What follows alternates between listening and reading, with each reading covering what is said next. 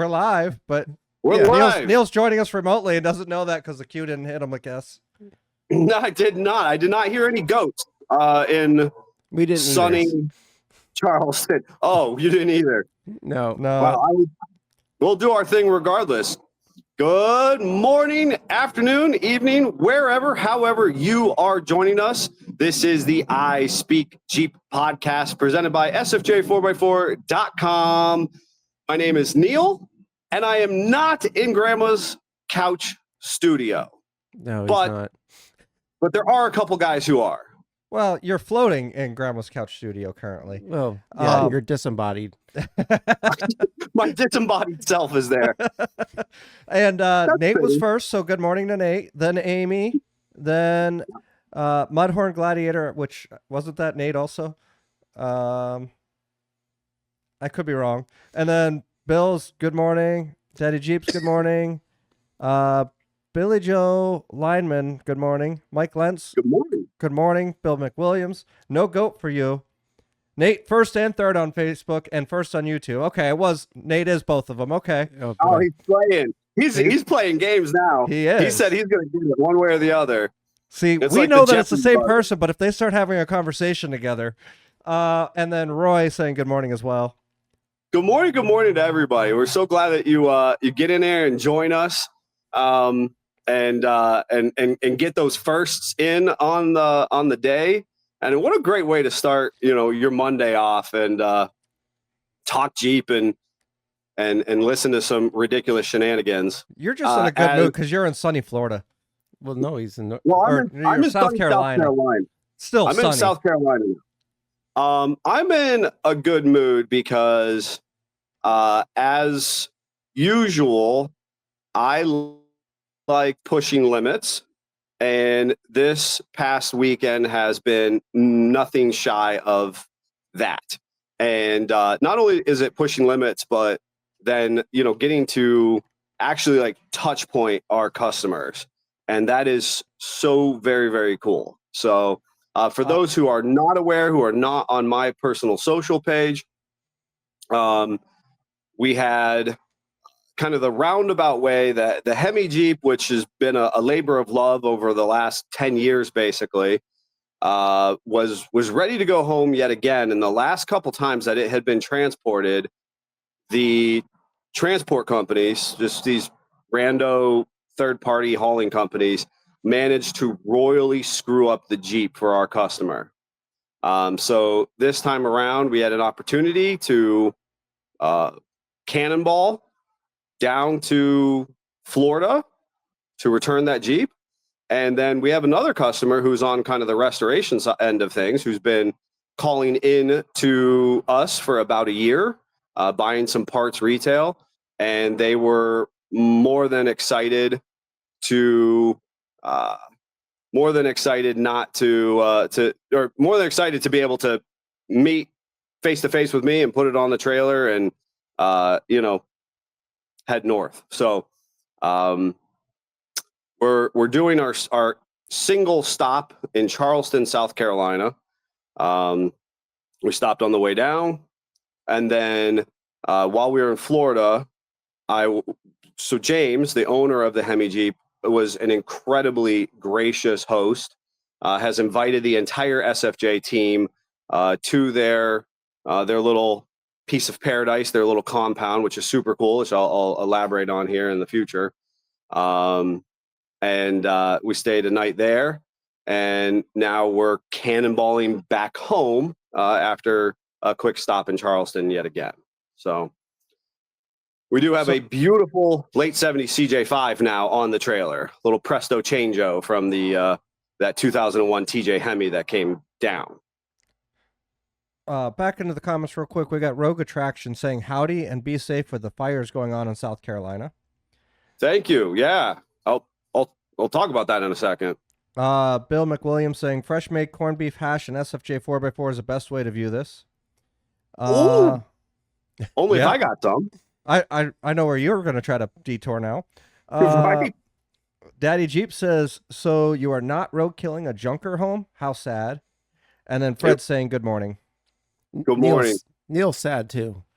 I am sad. But he does really like playing trucker, though. As most people are aware, I am a frustrated truck driver, and I take such authentic joy in in truck stops and running the road and whatnot. And I gotta be honest with you, I enjoy it as much as I do enjoy driving the Jeep. So this is it's pretty cool. It's pretty cool, honestly. We got a Jason jumping in saying good morning as well, and I'm not even going to attempt to say the last name. It is as bad as mine. Oof. And for clarification, just so all of our listeners and followers understand that when you first became part of met us, became acquainted internally, we called you as a customer. We called you internally Chimichanga because. We did. There was no way, shape, or form we were pronouncing your last name at that time. Especially me. especially in that scientist. Oh man. So we should really talk about the fact that you are remote, and sitting next to me in your spot is the mad scientist Scott Brown, and then I obviously am Jeff Shermani. Do you notice that Scott's been moving closer and closer to Grandma's couch? I mean, he's doing. You know what's really nice about Scott sitting next to me? There's not a foot constantly on my leg or knee. You're going to be careful. There might be a hand on your leg or knee next. He's a cuddler. I'm going to invade your hula. Do we need the little privacy dividers like you get between urinals between us now? Geez. Oh, goodness. I'm just trying not to infect Jeff because I've been under the weather. So why are you sitting next to him then if you're trying not to infect him? That's where I was ordered to sit. That was Davey. Just being a good, obedient mad scientist. That's the savage. Speaking of the mad really wants us to share all the germs. That's really his MO from from SEMA 2 years ago, and he tried to, sharing is caring with you and Greg. Yeah, that was not caring. And infect you. So I know we're supposed to be talking about Suspension Chronicles, but I absolutely have to kind of continue to share and kind of brag on the type of relationship that we try to establish with our customer base and folks who want to kind of join our family and live the Jeep life with us. So, it's unfortunate because originally I had thought that we could be doing this podcast from James, who we talked about a couple podcasts, and then there's a YouTube video and lots of social media around from his space. And he is the most spectacular space that hard work and sweat and some sweat equity and elbow grease has built. A little bit of a dream. He's moved all around not only the country but the world in the process of kind of centrally locating himself in Florida. And he and his wife Millie were incredibly gracious hosts. Again, have invited our entire team down. He's right outside. I don't know if you guys can hear the jets going over. It's kind of loud on my end. We can hear him. Okay. I was just trying to see if I could knock some of that noise down with our filters on our end, and I can't. Yeah. So where I'm currently, stationed overnight is just underneath or just outside of the Charleston International Airport. So, anyways, James and Millie's property, they have actual legitimate Airbnb on site, and then they actually have two tiki huts, which is just this kind of like spectacular Better Homes and Gardens rear porch deck patio area. And then James has just this envious 4080, I want to say, man cave shop where he's got two Volkswagen bus projects, one with a Subaru engine that actively is their beach cruiser, MR2 project or MR2 race car, which we all in the shop have seen run and drive and race. Beautiful CUDA with a built 440 from Chad Gollin out of New Hampshire. We've talked about his product offering before. But all of that aside, and James is actually an avid podcaster himself, with specifically like radio and communication field. And he showed me his studio, and man, is it cool. So, so it was really cool. So I think that I'm a little disappointed because I thought James would join us on the podcast, or we'd be podcasting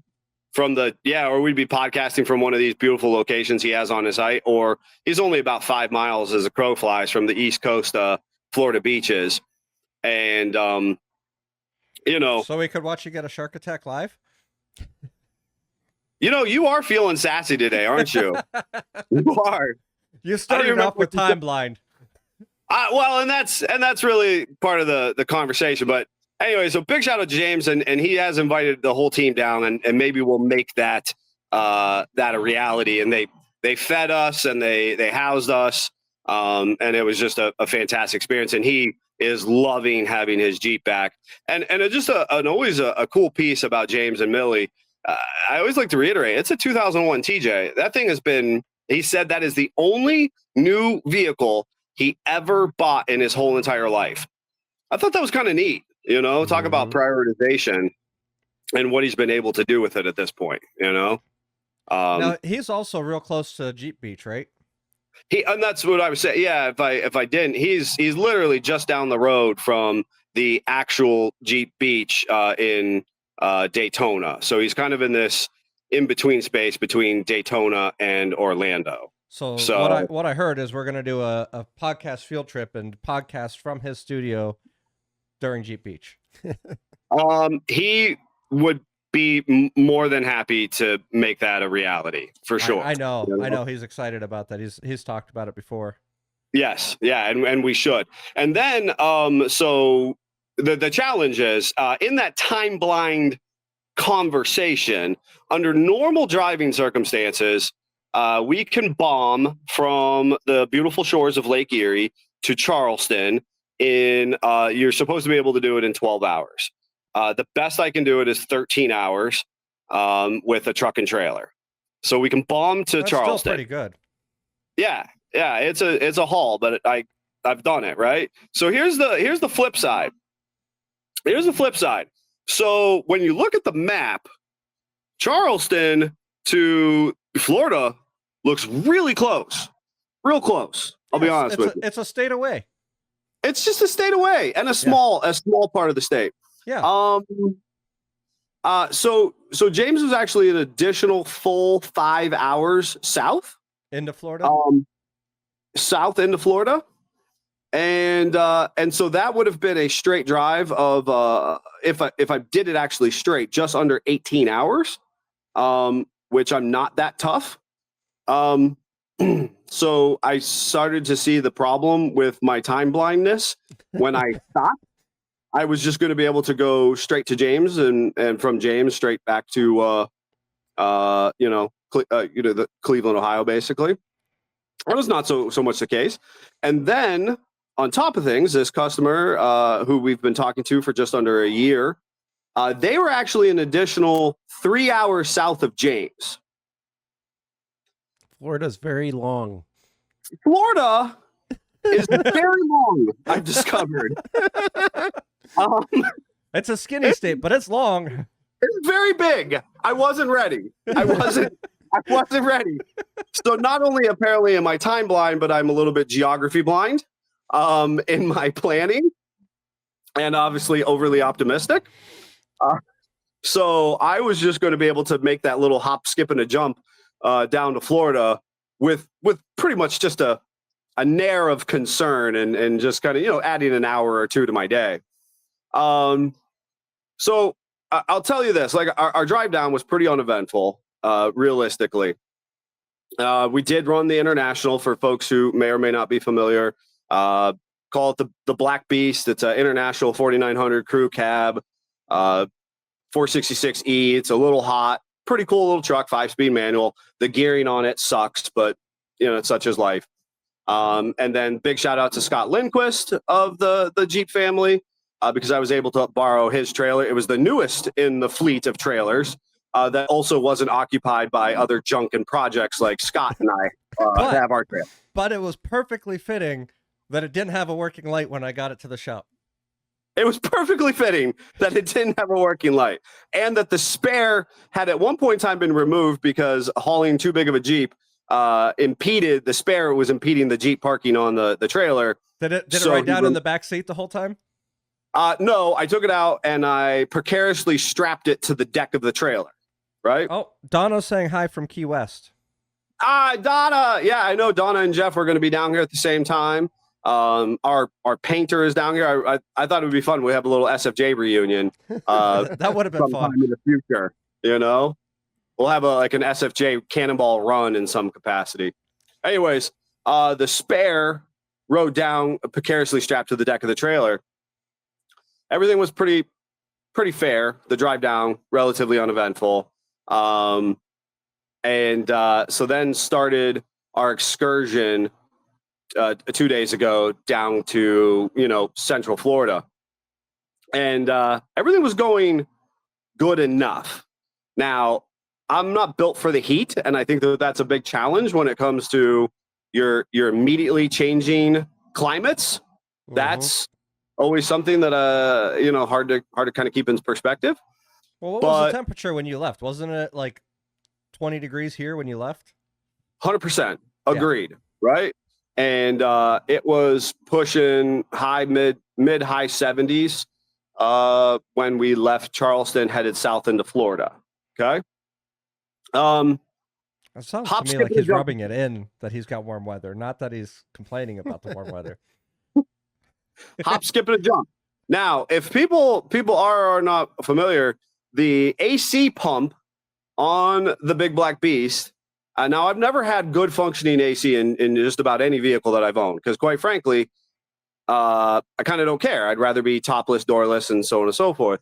But the big truck, I wanted AC. So that was one of the things we made sure that worked a couple of years ago when we picked up the truck, had it recharged, so on and so forth. But the pump itself gave up the ghost either going to or from Toledo Jeep Fest last year, which was awesome. But because we live, along Lake Erie, kind of figured that was a May problem for me because, I wasn't worried about the AC pump because we don't, why? We don't really need that. We do when you're driving into Florida. Let me just say that. So we were doing pretty good, making pretty good time until we got just south of Savannah. And I-95 turned into an absolute parking lot party. Mm-hmm. And it was jammed up with thousands and thousands and thousands of vehicles trying to get onto the highway. We were in this big cluster of entrance ramps. And we sat for an hour and a half on the hot tarmac of the highway with the truck. In the black truck. We had a friend with us at the time. We had her dog, we had our dog, and my wife. So 3 of us in the truck, 2 dogs, and we're cooking in the black truck without AC on the highway. All the windows down and not enough. Not enough, right? And we're just barely rolling along. Donna said you can buy her a beer. Perfect. Next time. So we took us 52 minutes to go 3 miles. And about that time, we decided that we were going to try and ask one of the big rig drivers near us what the blockage was and how long it was going to be. So in true fashion, my wife, who is just an incredibly endearing soul, hangs out the side of the truck. Now, if you've listened to any of our I was going to say, it wouldn't be a story with you guys if this didn't happen. If you've listened to any of our other stories with us running south, and the moment my wife hangs outside the truck, something's going to happen, right? And she's trying to catch this guy's attention, but he has another person in the passenger seat with him, and they were not rolling down their window. I'm not sure what they thought we were trying to do, but she was just like trying to motion him nicely. And like, apparently that was like her smiley face, but they were like, all they wanted to do was let us cut in front of them. He was like saying like, no, he wasn't going to roll the window down and stuff, you know? So I was like, all right, I'm over it. I'm going to cut in front of him. Got in front of him. We got off an off ramp. Thus ensues a backcountry tour of southern Georgia, of the Florida-Georgia line, if you will, where it takes us an hour west into the, into the state to try and go around this blockage on I-95. As we are traveling in west, we're finally getting some motion in the ocean. The truck's running good. The trailer's doing good. And boom, I hear a crazy noise. I look behind me, and one of the tires on the trailer has decided to, check out of the chat. Well, good thing you had that spare. Good thing I had the spare, right? So, you know what? So what I hear is you don't just break my trailers, you break other people's trailers too. Ain't that the dang truth? Isn't that the truth? And I mean, I just couldn't. I drug that spare concrete for, I don't know, miles until I could find a turnoff, because I'm in the depths of some 2-lane in nowhere southern Georgia, right? So I'll be honest with you. I had totally a Christmas Story dad moment, a National Lampoon dad moment. I was like, time me. I got pulled out the Milwaukee Impact. I knew where the spare was. You know what I don't have on the truck of the trailer? A jack. A jack. A jack. You use a curb. Back country, Florida, Georgia line, Scott. Sounds like a big rock. Where I was going. Find a big rock. Looking for rocks, looking for alligators. I don't know, anything, right? So, Well, how's that work with an alligator? You step on the tail, its jaw opens, it lifts the trailer for you? I'm thinking. I'm desperate at this point. But you know what I found? You should have found skunk ape. That would have helped you. Ooh. Oh, Just picked it up. Well, the Squatch Hunter has that handy dandy high lift jack hanging off the side of it. And sure enough, I zipped that off, found me an adjustable Ford wrench in the toolbox, got the high lift jack off, jacked the back of that trailer right up with the Jeep on it, and had that spare changed, while my wife, in all her beautiful pink sundress, blockaded the other, semis and other yahoos who are trying to do this bypass around the blockage that is, 2+ hours long to get around it. And so they were trying to get away from the blockage to find that you were blocking the bypass. Right. Yeah. Oh, 100%. And so my wife in her pink sundress is like, well, if you're going to be out here and get hit by a distracted driver, I'm going too. And meanwhile, our friend is in the back of the truck.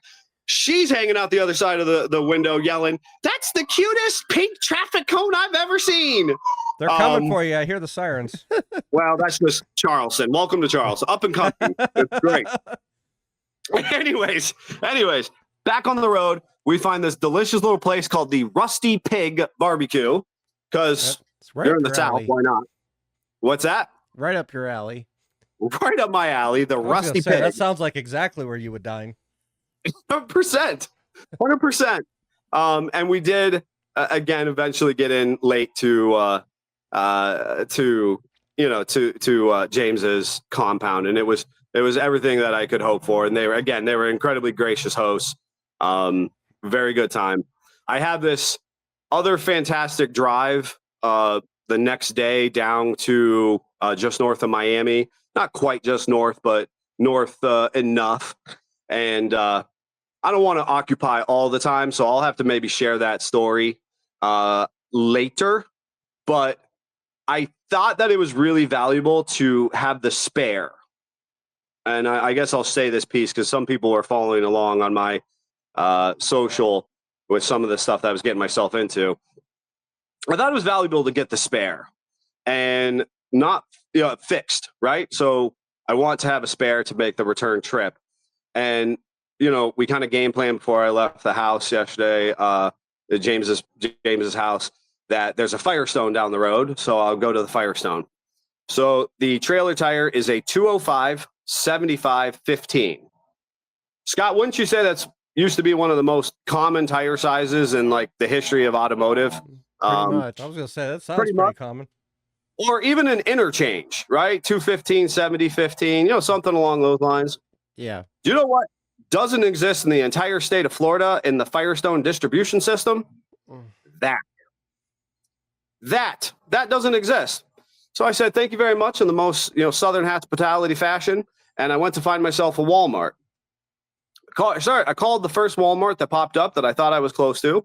Had a nice conversation with a gentleman there. Had a whole conversation about it. He had to go put his hands on the tire because want to check their inventory. And he said, "Yes, sir, we've got one. You can come in, get it mounted up, pick it up, and be on your way." I said, "That sounds perfect." I got off the phone to find out that Walmart happened to be a half an hour north of where I currently was, and I was headed south already. So I thought, okay, well, that's not going to happen. So I called the wrong Walmart. What it comes down to, I decided that since that Walmart had it, the next Walmart would certainly have one. And but it did. Okay. So the thing is, I found the next Walmart with an auto care center, and I just randomly showed up there. I picked up a couple necessities, and I stopped off. Sorry, playing again. I stopped off at the auto care center. And I said, "Hey, I have a wheel." Oh, James did a beautiful job cleaning up the wheel. Honest to Pete, did a beautiful job. You couldn't even tell that I drug it, 10 miles on the rim and blew the tire to smithereens, leaving Road Gator alongside the Florida-Georgia line. But anyway. Don't admit it. It's spectacular. There's no bridges destroyed in Pennsylvania by Chuck Norris, I promise. Yes. No proof. I deleted the dash cam footage. I mean, what? No. And for our listeners who's not familiar and you don't get the inside joke, I absolutely took out a bridge with a high lift jack hanging off the top of Chuck Norris, which was my Jeep, now Scott Lindquist Jeep. I don't want to do inside jokes, folks. I want you to binge all of our previous podcasts, but with so many listeners coming in and enjoy all the failures that we've done. And I like to tell people we fail for you so you don't have to make these same mistakes. Go make your own mistakes. But what was the lesson to be learned off the high lift Jackton Bridge? You don't put a tall Jeep with a very tall jack on top of a very tall trailer on the back of a very tall truck. Wow, that's true. That is all very true. All right. Of all the Jeeps you could have put on the top of that trailer, that was not the one to put there. It was not the one. Fine, just a jack. It wasn't just a jack. No, it was the bridge's fault. Let's be honest. Do better, Pennsylvania. 2025. It's the bridge's fault. So I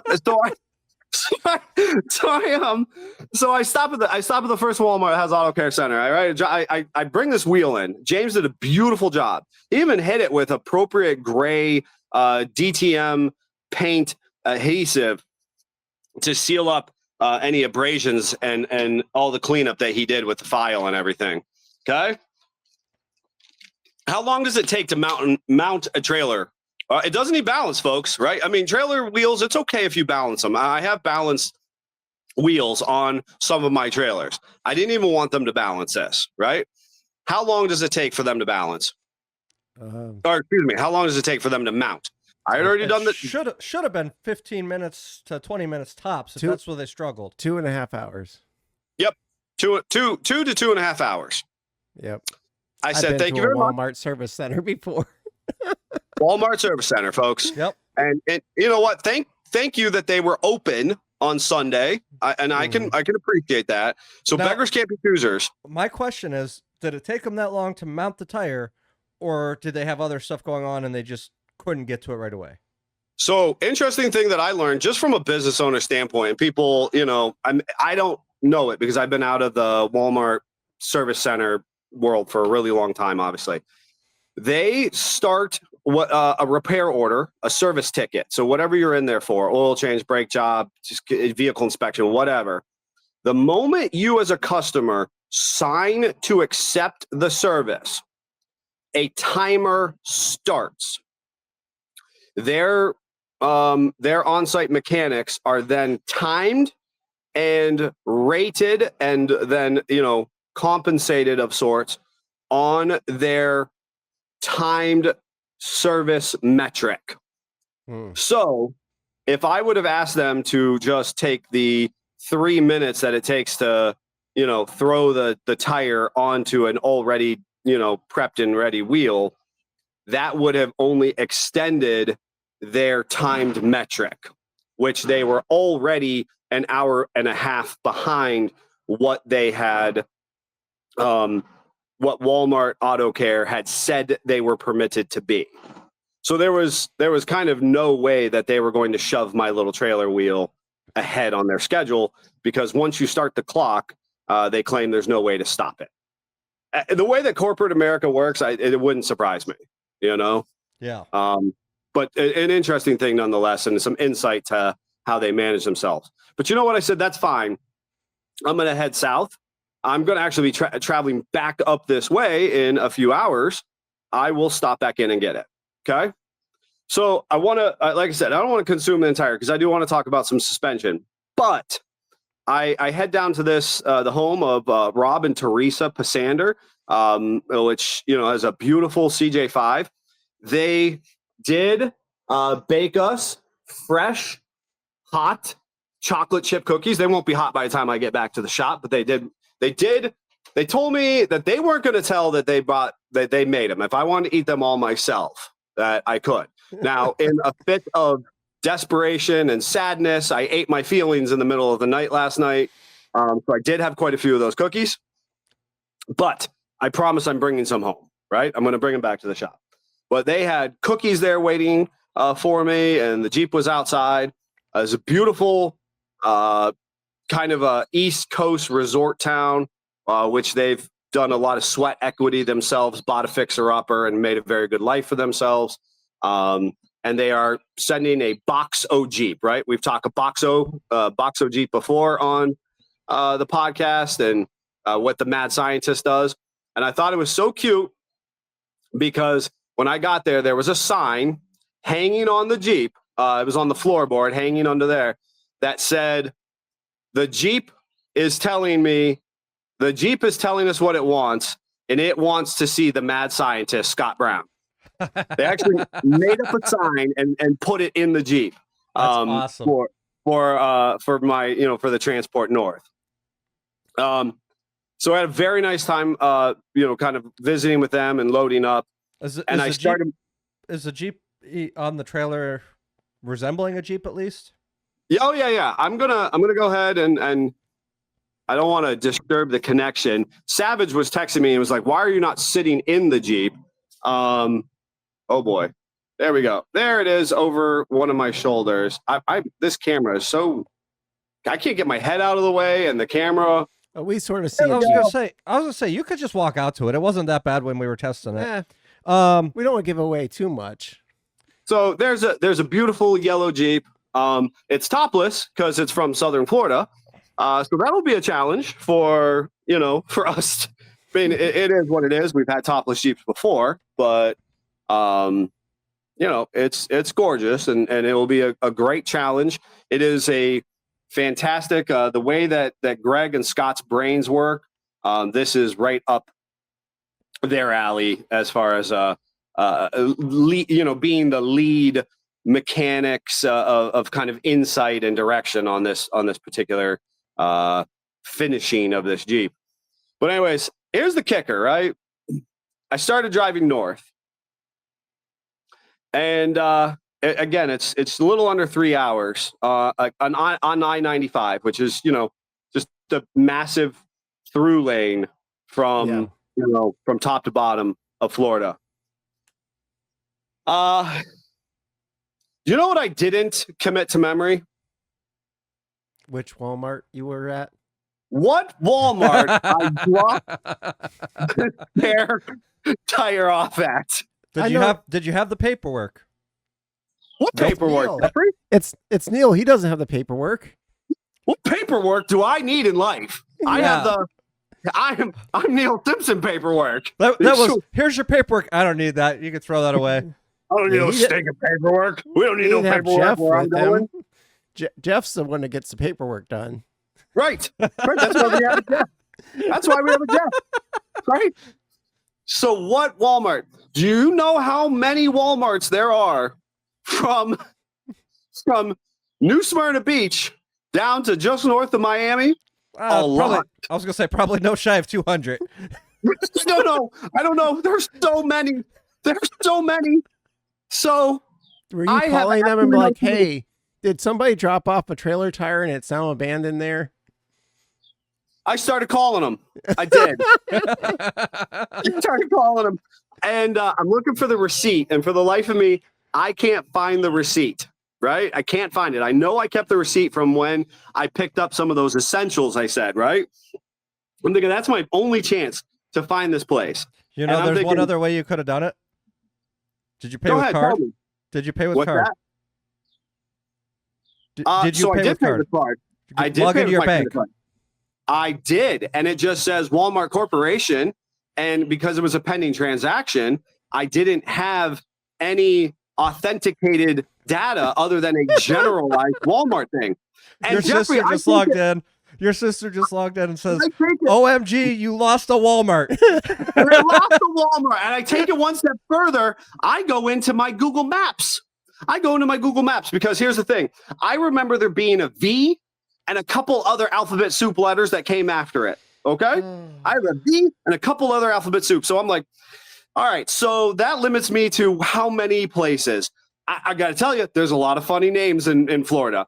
There's quite a few. And there's a lot of Scott L just said, I have to go to a meeting. You're leaving me on a cliffhanger if I still have a wheel.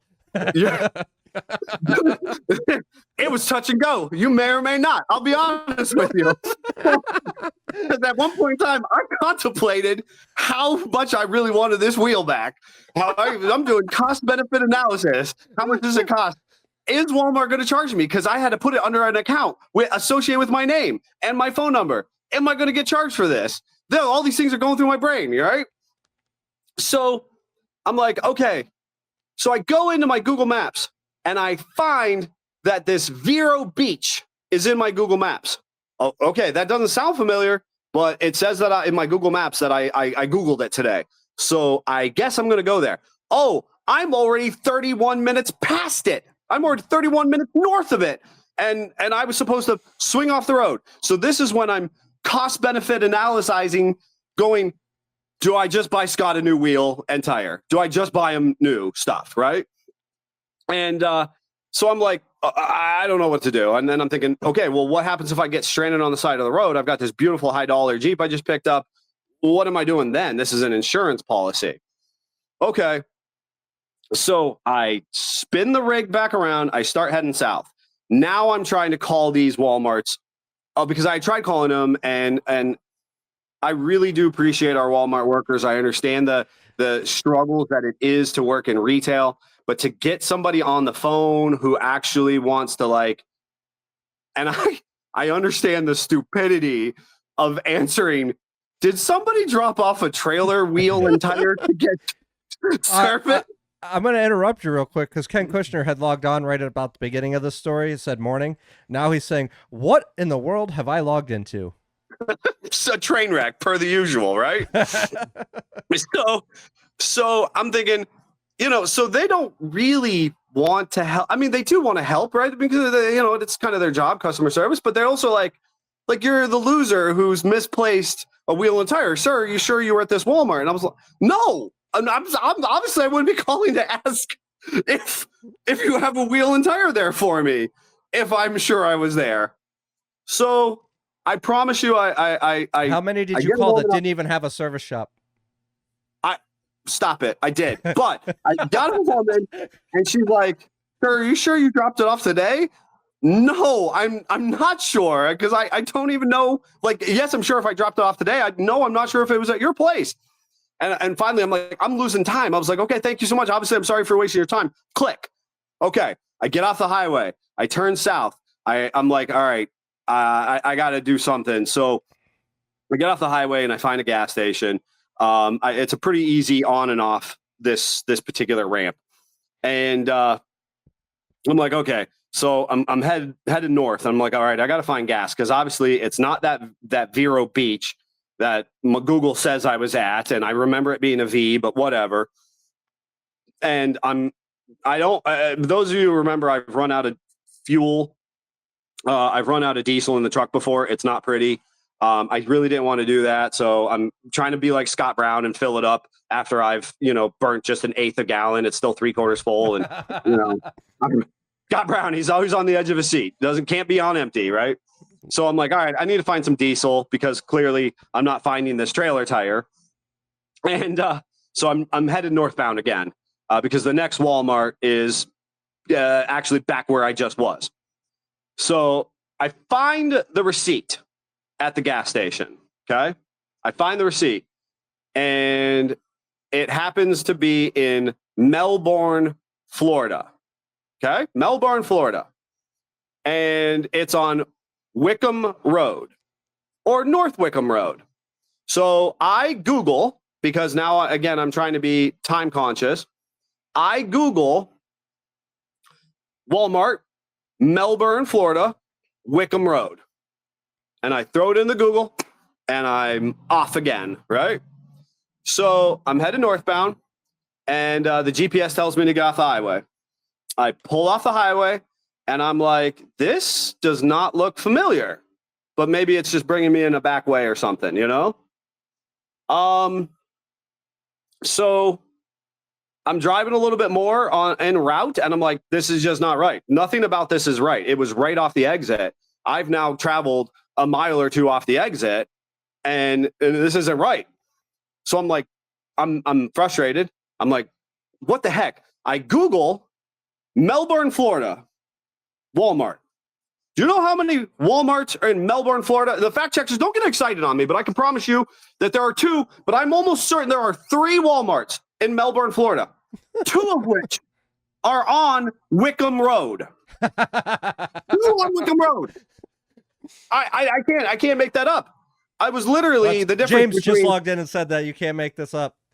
1,000. Yeah, it's true. 1,000 Wickham Road and 8550 North Wickham Road. There's dose Walmarts on Wickham Road.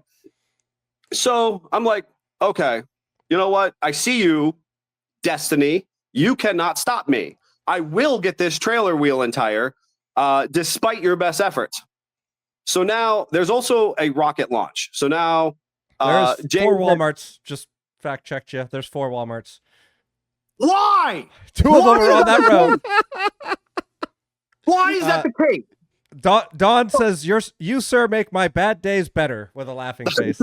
I think we should, at this point, just table the suspension till next week. Yeah, at this point, we have to. We've got 30 minutes left of the episode total.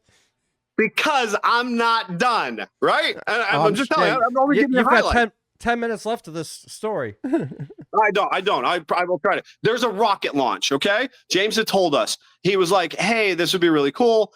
We have seen one of these Space Coast rocket launches when we were up in the Outer Banks, the 4x4 beaches up there. It was awesome. It was so cool. The whole sky kind of lights up and you can hear this crackling noise. I was like, okay, I kind of want to see it, And my wife is like, hey, it's at 7:00. And I'm like, the service center closes at 7:00.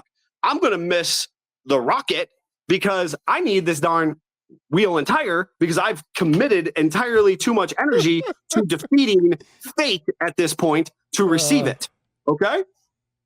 So I'm on fire. I'm good. I'm focused, laser focused. James just said 1 Walmart for each old folks home. Pretty accurate for Florida. Florida. So I go ahead and I get into this. I get off the ramp. I'm like, yep, this is all familiar. I dig it. I'm here for it all. Right.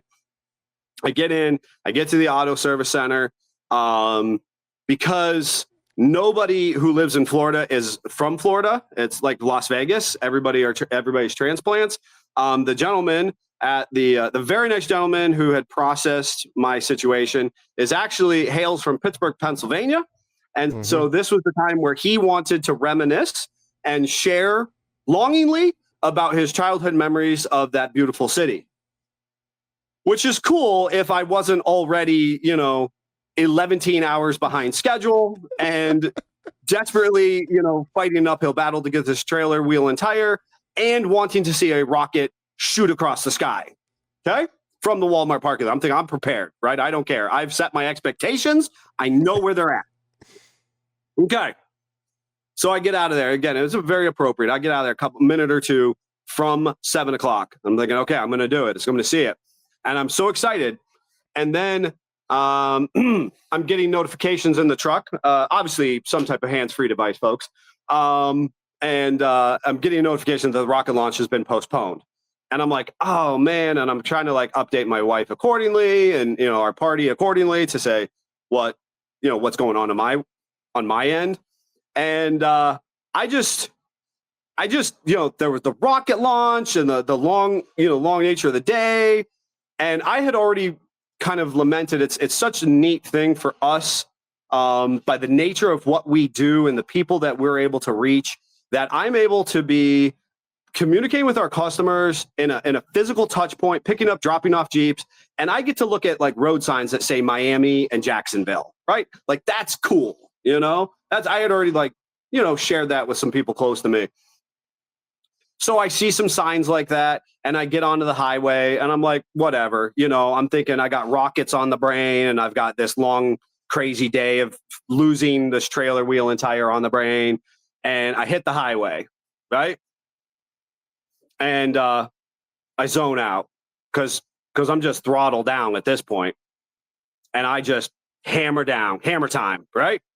Because I had a long drive home. I got 5 hours north to Charleston.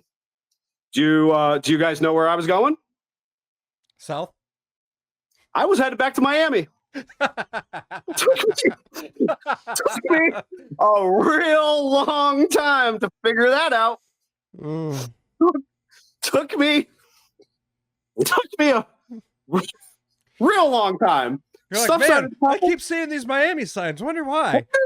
Why are there Miami signs? They're real proud of Miami.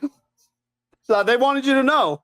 It's like that moment you're in Ohio to there's a spot in Ohio, the Ohio-Pennsylvania border that has a sign for New York City. Yes. I mean you're just literally about as far as, you're still a day away from New York City basically, and you've got a sign to tell you how far away New York City is. I'm thinking, whatever, we're just proud of that. No, it is because I got on the southbound because I had just went straight, muscle memory. Oh yeah, hey, I did this once already, and I'm headed south. I promise you, remember that time where I doubled back to Vero and swung around? Did you use the same parking lot? This same exact situation, same spin around. Here I am doing it for the second time today. Ken just says, Neil, now you know what having a stroke brain does to you.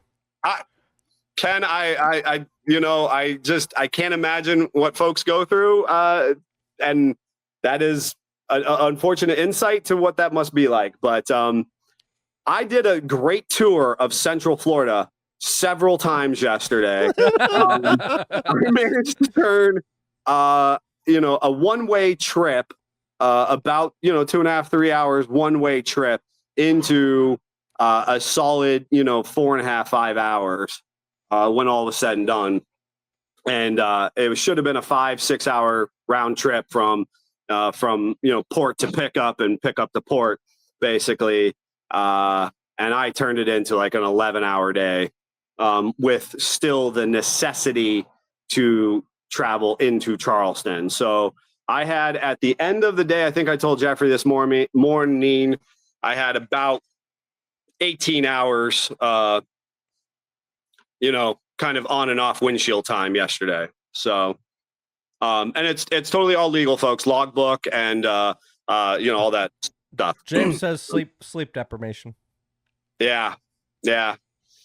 I mean, I gotta tell you, I'm enjoying what it is we do. And again, James, you got to have to go back and scrub the beginning of the video. And I talk about how generous and how hospitable you were, and just our ability to, to be able to transcend not just the shop and how we communicate and work with our customers, but literally head to their homes and be part of these really cool experiences is such a fortunate piece for us. So it was an adventure. And I still got a cannonball run from here in Charleston to home tonight. So to make it for a morning meeting tomorrow. The fun part about that is you were talking about how you were explaining your hours this morning to us, but you had messaged and said, are you familiar with the term sleep blind? To which I said yes. Time blind. Sorry, time blind. Which I said yes. And then and then you said we need to talk about that kind of on the American Hustle podcast. Yeah, absolutely. And my reply was, why? All you have to do is open a dictionary and it's a picture of you. So and I felt that. I felt that in my soul. It really fits with your story. Here I was trying to reach out to you and be like, here's some self-reflection moment, and maybe this is an opportunity for me to kind of grow and develop some different, better understanding. And you were just like, jab and twist of the knife. That's Jeff for you. Yeah. Just kick me right with Glad the teeth. Glad I could help. Yeah, I said you were feeling quite sassy this morning. Yeah. To say the least. So we'll see what today entails. I really hope for an uneventful drive home, but as was mentioned at the beginning of the program, there are these really crazy wildfires happening in South Carolina, and when we got into town in the middle of the night, 2+ a.m., I kid you not, there was smoke as thick as pea soup. And that brought me almost to a screeching halt on the pseudo highway that we were on, and put on my four ways. And, we're kind of, again, this southern kind of no man's land of South Carolina. But we looked it up, and it should not, the area that we were in should not at all have been affected by any of the wildfires. So this is completely unofficial reporting in any capacity, whatever. But it was like something was going on, and it was, just thick pea soup, smoke, fog stuff. It just reeked of wood smoke, and you couldn't see through it. And so it's really interesting. But we're going to be heading northwest into the state. And I understand all the people being affected are more of the East Coast. So, kind of, if you happen to be a Jeeper and listening to us, our heart goes out to you, and hopefully, you and yours fare well. But kind of an interesting, almost little scary situation to run into last night ourselves, So don't know what it was about, but it happened, So. Well, hang on, because we're gonna go to our outro, but then obviously we want to talk more a little bit after the episode here. Sure.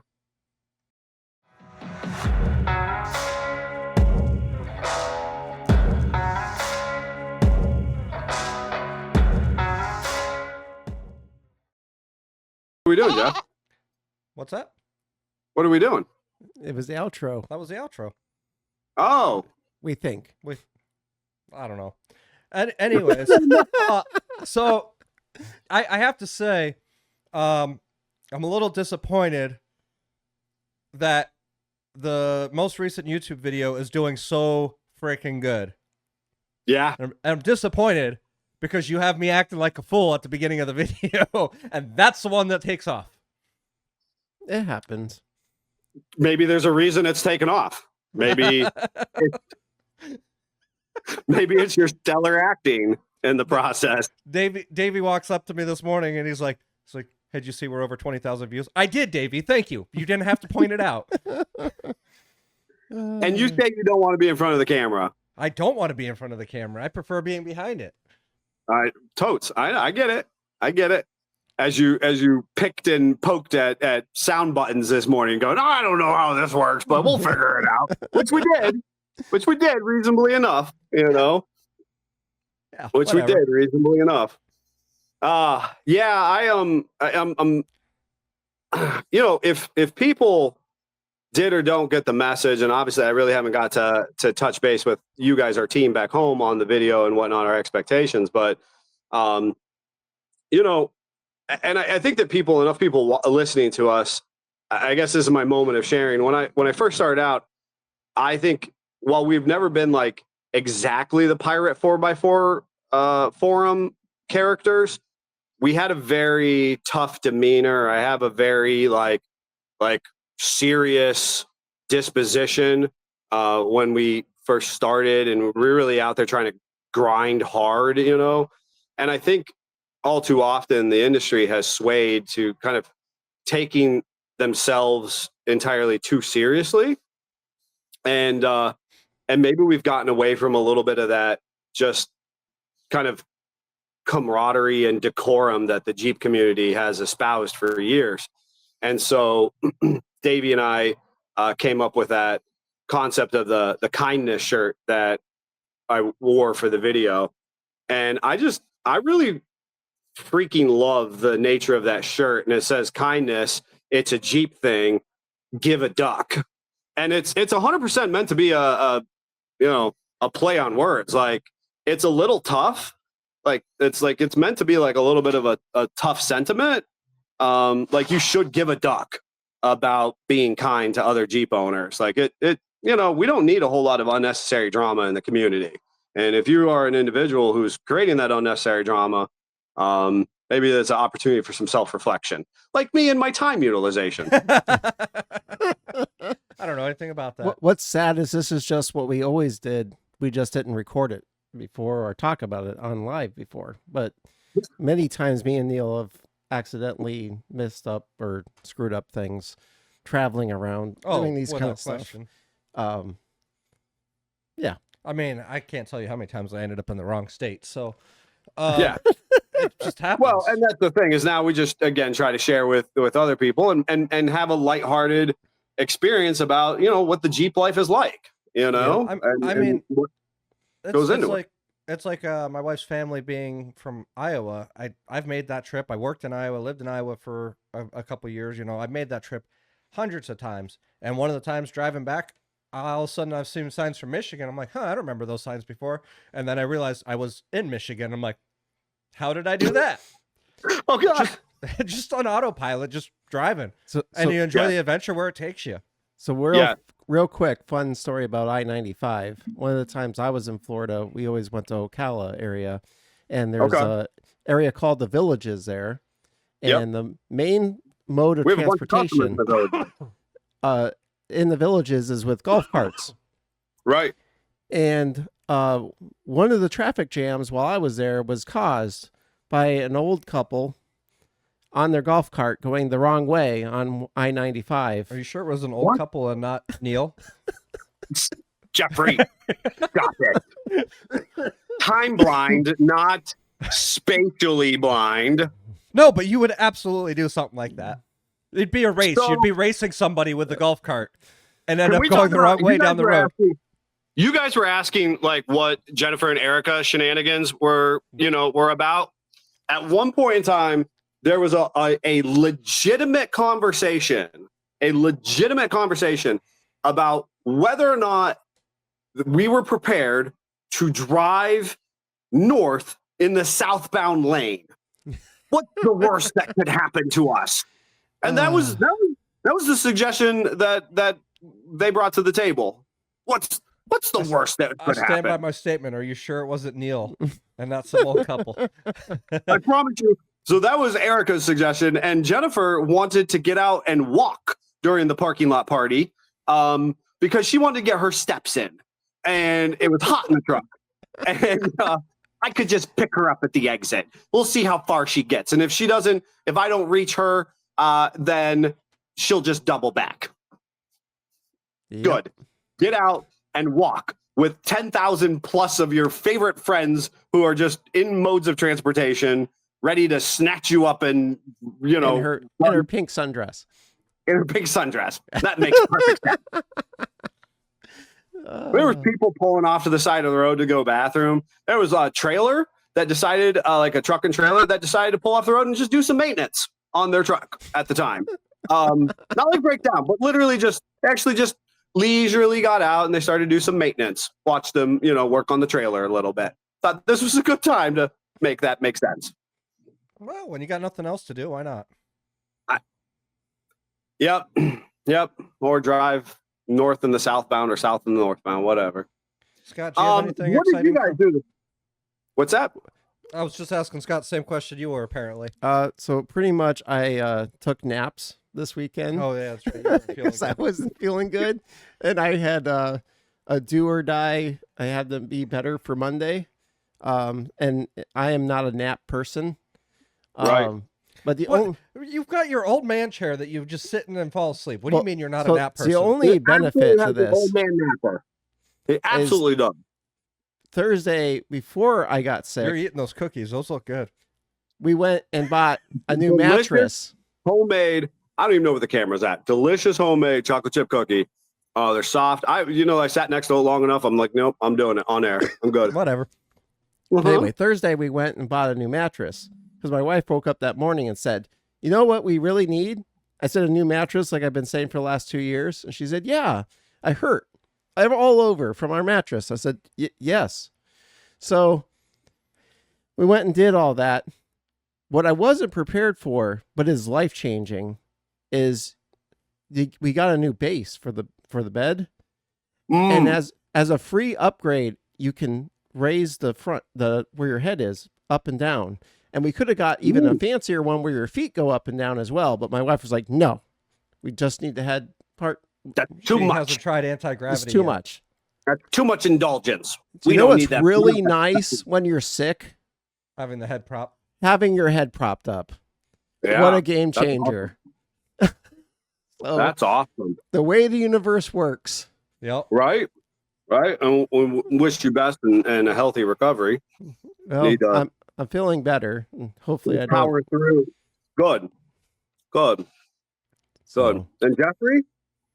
It was a kind of a relax at home weekend. I did some more work on the garage, getting some more insulation hung and getting that going. I had a somber moment over the weekend because one of my uncles passed away, Marine vet. Sorry to hear that.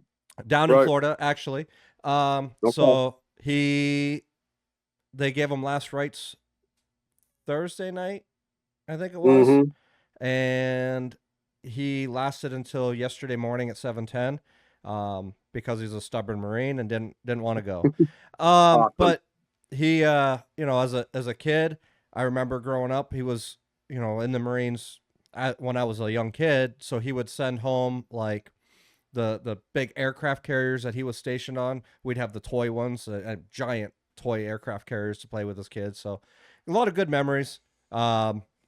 He's largely one of the reasons I'm a Steelers fan. So watched a lot of Steelers games with him growing up. Yeah. I'm sorry for your family and your loss. Yep. But he's in a better place. He was one of the Marines that was affected by like the Camp Lejeune and all the crazy chemical things. He was in Desert Storm, Desert Shield. So he had a lot of medical things going on. It's good that he's finally at peace. Good. We owe a lot to those veterans, so I understand that. Well, I think that's a nice, appropriate moment to take the podcast down, kind of show how, the diversity of what we do. Absolutely. My phone is going to be running out of charge, so I think this is a great opportunity to close out. If you were looking forward to Suspension Chronicles, that'll have to be next week. And, we'll tell you everything you never wanted to know. If you're having trouble sleeping, I will ramble on about suspension till the cows come home as much as we possibly can. Yep. So that will be a perfect bedtime story for you if you need that. So I guess until next week, Jeep on. Jeep on. Jeep on.